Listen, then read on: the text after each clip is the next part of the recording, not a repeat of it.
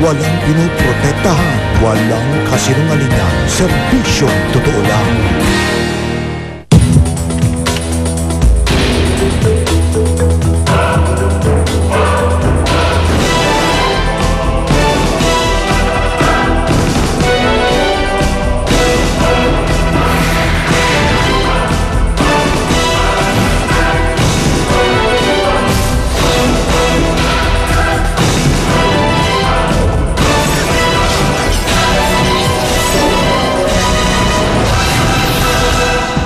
Bandang alas 12:45. Ang eksenang ito ay naganap sa isang paaralan sa Tondo, Maynila, kung saan hinostage ng isang 30 anyos na lalaki ang isang first-year high school student.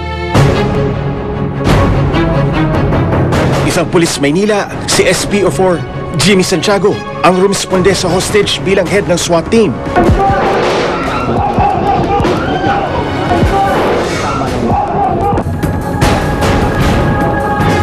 Sa bilis ng kanyang isip at kamay, agad na nakontrol ang hostage taker. Umiiyak na yung bata no? Sasaktan niya. We were still negotiating. Pero sinasaktan niya yung bata, so binanatan ko na.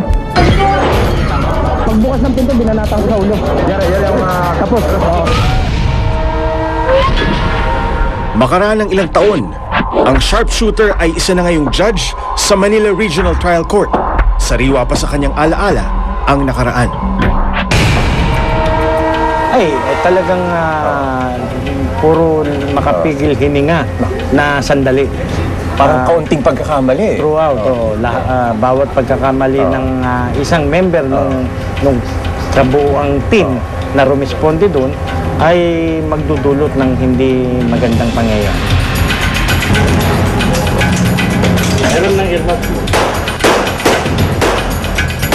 Si Santiago ay miyembro ng pinagpipitagang Manila's Finest at ang mga pinakamatitinik daw ng grupong ito tinatawag na Antigo.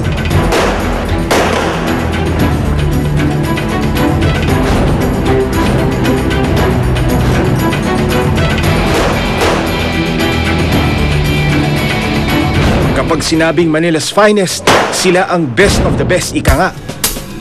Ang Manila Police kasi ang kauna-unahang itinatag na police force sa bansa. At pag hostage taking nung panahon niya, si Santiago ang inaasahan. Sa 21 taon niya sa serbisyo, halos lahat ng biktima ng hostage taking ay naililigtas niya.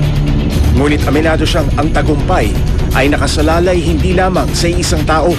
Napakahirap ng isang hostage situation. Laging iniisip ng mga responding police, from the negotiator, the crowd control, the ground commander, the SWAT, no? Laging iniisip ang safety ng victim. Tulad ni Santiago, si Colonel Lazaro ay isa rin sa mga Antigo. Colonel? Ayon kay Colonel Lazaro, kaya nilang panindigan ang salitang finest. Ang intindi ko pag tinawag kayo Manila's Finest, you're the best of the crop. You're the best not only in the Philippines but the whole world. In matter of police functions and prevention. Minsan nang nasubok ang kakayahan ni Lazaro bilang pulis nung magkaroon ng holdapan sa eskolta noong 1975.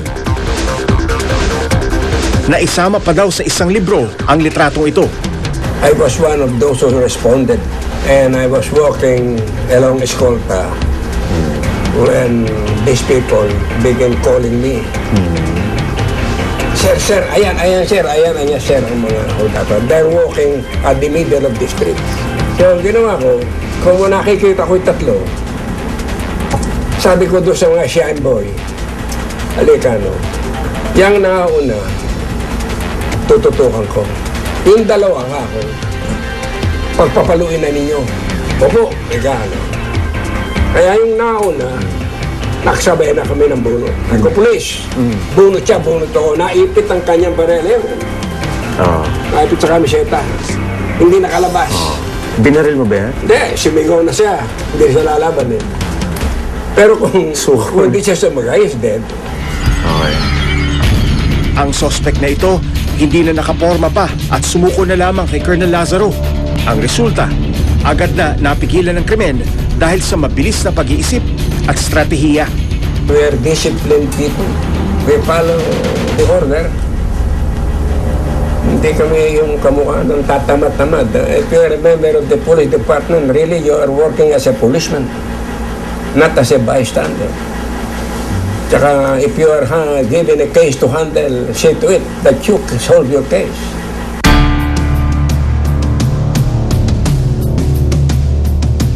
Ang dating photojournalist na si Manyalak ay bilib na bilib sa mga antigo. Di, dati kasi nga disiplinado yung yung Manila's Finest. Kaya pag may nangangailangan ng tulong, responde kaagad sila. Ngayon pag nakita ng halimbawa ng isang bata, hindi ka nakatakutan. Hindi minsan ilalapitan pa, humingi ng tulong. Mamang pulis, tulungan niyo kami, ganun-ganon. Ngayon siguro iba na ng panahon, takbo eh. 3 dekada niyang nakasama ang mga miyembro ng Manila's Finest. Nasaksihan na rin daw niya ang mga krimen na naresolba ng mga ito. At hindi lang daw sa trabaho, makikisig ang mga ito. Dati ang pulis hindi bumababa sa 5'6" yata o 5'5" ang height. Di ba? Tama. Kasi mga kaibigan kong hagad noon, pag tumayo sa motor, titingala kayong gano'n. Ngunit sa pananaw ng karamihan, panis na daw ang Manila's Finest dahil na rin sa kabi-kabilang kasong kinasangkutan ng mga miyembro nito. At ang masakla pa, antigo rin mismo ang sangkot sa hostage-taking na si Mendoza.